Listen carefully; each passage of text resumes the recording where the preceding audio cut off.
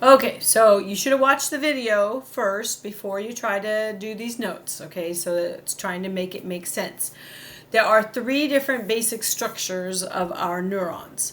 And so even though we talk about this as being the common one, and we talk about it because it's the one that we have all the parts to, and that's the one I will put on a quiz and make you label the parts. There are three different structural ones, and you do kind of have to know them.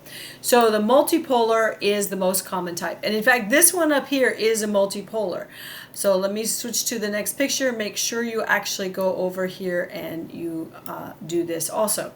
So in a multipolar, there are multiple pieces coming off, and so I'll do it like that, that are directly coming off the main somatic body of the nerve. And so there's lots of these things kind of sticking out of it.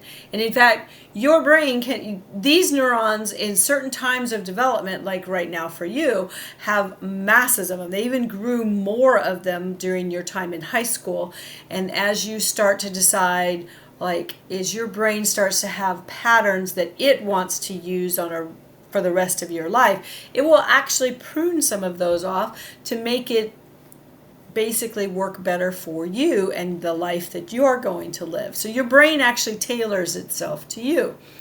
But it has these extra pieces. So that one is a multipolar motor neuron, and it is the most common.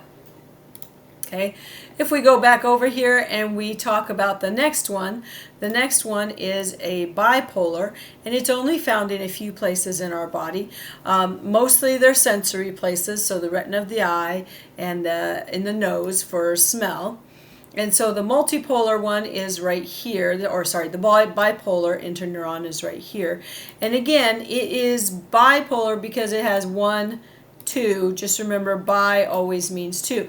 And so we always want to look at the main body, and how many things are coming off is how it gets named. So this one has two branches sticking off of it, whereas this one had many. So this one was multi, this one is bipolar. So you guessed it, this one in the middle is the unipolar, and it's really because it only has this one thing sticking off of it. Okay? And so for that, it's unipolar, and it makes up most of the sensory neurons, so the afferent, and it picks up sensations and sends impulses to the brain. So that's its main job. And so when you watch the video, you'll notice that they talk about that one, and they even show you where it's at in the line. Okay, so make sure you finish that part up.